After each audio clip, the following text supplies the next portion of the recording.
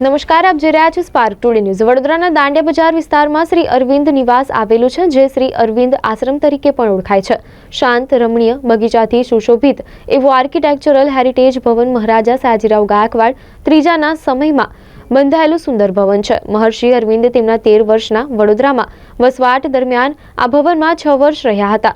અત્યારે આ શ્રી અરવિંદ નિવાસમાં શ્રી અરવિંદ સોસાયટી અને શ્રી અરવિંદ મેમોરિયલ ટ્રસ્ટ એવી બે સંસ્થાઓ શ્રી અરવિંદ અને શ્રી માતાજીના કાર્યનો પ્રચાર અને પ્રસારનું કામકાજ કરી રહેલી છે। આ કાર્યના ભાગરૂપે તારીખ 23 ડિસેમ્બરથી 25 ડિસેમ્બર સુધી મહર્ષિ અરવિંદે લખેલા સાહિત્યનું તથા શ્રી અરવિંદ આશ્રમ પોંડિચેરીના શ્રી માતાજીએ લખેલા સાહિત્યનું પ્રદર્શન, વેચાણ અને નિઃશુલ્ક વિતરણનો કાર્યક્રમ રાખેલ છે। શ્રી અરવિંદ નિવાસમાં આવેલા આરોગ્ય ભવન હોલમાં સવારે 10 થી સાંજે 7 સુધી આ પ્રદર્શન 3 દિવસ સુધી ખુલ્લું રહેશે। આ પ્રદર્શન, વેચાણ અને નિઃશુલ્ક વિતરણનો હેતુ જનમાનસમાં શ્રી અરવિંદ અને શ્રી માતાજીના આધ્યાત્મિક, સામાજિક અને શૈક્ષણિક કાર્યનો પરિચય કરાવવાનો રહેલો છે।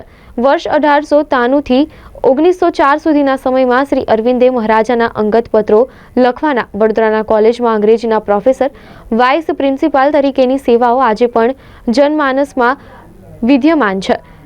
પોંડિચેરીમાં તેમનો આશ્રમ આવેલો છે, જે શ્રી અરવિંદ આશ્રમ પોંડિચેરી તરીકે ઓળખાય છે।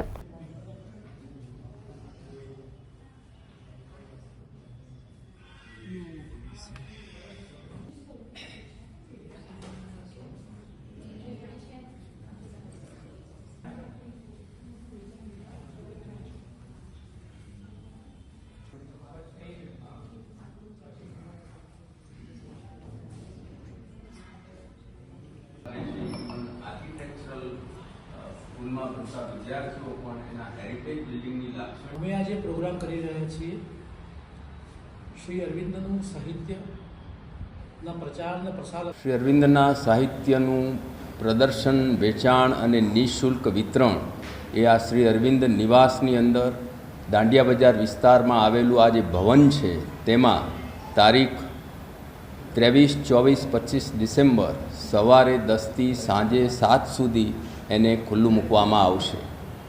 આ જે ભવન એક જમાનાની અંદર ખાસીરાવ જાદવનો બંગલો હતો અને શ્રી અરવિંદ આ ભવનની અંદર 6 વર્ષ કરતાં વધુ સમય રહ્યા। એ વખતે તેઓ સર સયાજીરાવ ગાયકવાડના શાસનની અંદર વડોદરા કોલેજના વાઇસ પ્રિન્સિપાલ અને અંગ્રેજીના પ્રાધ્યાપક હતા। એ ઉપરાંત આ ભવનની અંદર એમના પત્ની મૃણાલિની દેવી, એમના બ્રધર બારિન્દ્ર ઘોષ પણ અહીં આવ્યા હતા। હવે આ જે પ્રદર્શન, વેચાણ અને નિઃશુલ્ક વિતરણનો હેતુ આપણો એ છે કે વડોદરાના જનમાનસમાં આ શ્રી અરવિંદ આશ્રમ તરીકે ઓળખાય છે, એટલે વડોદરાના નાગરિકોને શ્રી માતાજી અને શ્રી અરવિંદના આધ્યાત્મિક સાહિત્યનો પરિચય થાય અને આ નિવાસની અંદર ચાલતી જે પ્રવૃત્તિઓ છે, જે શ્રી અરવિંદ સોસાયટી અને શ્રી અરવિંદ મેમોરિયલ ટ્રસ્ટ દ્વારા જે ચાલે છે, એ પ્રવૃત્તિનો લાભ વધુને વધુ જનમાનસમાં મળતો જાય, એનો આ વિશિષ્ટ હેતુ રહેલો છે। નમસ્કાર। શ્રી અરવિંદ નિવાસની અંદર શ્રી અરવિંદ મેમોરિયલ ટ્રસ્ટ અને શ્રી અરવિંદ સોસાયટીના સંયુક્ત ઉપક્રમે આ એક પ્રદર્શનનો કાર્યક્રમ અમે યોજી રહ્યા છીએ।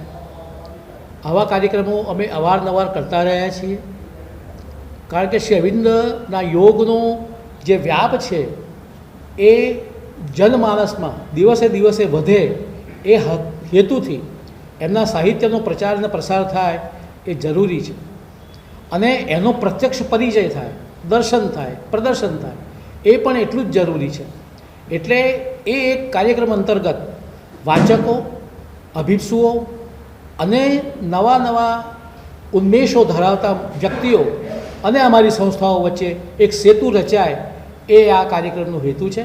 અને એની અંદર અમે શ્રી અરવિંદે 1910થી માંડીને 1950 સુધી જેટલા ગ્રંથો લખ્યા છે એ તમામ ગ્રંથોના સારરૂપ ગ્રંથો અમે પ્રદર્શિત કરી રહ્યા છીએ અને એની જેટલી શક્ય એટલી પ્રાચીન પ્રતો પણ અમે અહીંયા મૂકી રહ્યા છીએ, જેથી લોકોને ખ્યાલ આવે કે આજના આધુનિક યુગમાં જે વસ્તુઓ પ્રકાશિત થાય છે, પ્રિન્ટ થાય છે, એ આજથી આટલા 50, 60, 100 વર્ષ પહેલાં જ્યારે તદ્દન પ્રિમિટિવ સંસ્થામાં આપણી પ્રેસ હતી, ત્યારે શ્રી અરવિંદ આશ્રમ પ્રેસ કેવું ઉત્કૃષ્ટ કાર્ય કરતું હતું એનો એક નમૂનો પણ તમને આ પ્રદર્શનમાં જોવા મળશે। આપણો પરિચય? મારું કૈલાસ જોશી, હું અહીંયા શ્રી અરવિંદ સોસાયટીમાં સેક્રેટરી છું અને અહીંયા શ્રી અરવિંદ મેમોરિયલ ટ્રસ્ટમાં પણ સક્રિય સેવા આપું છું.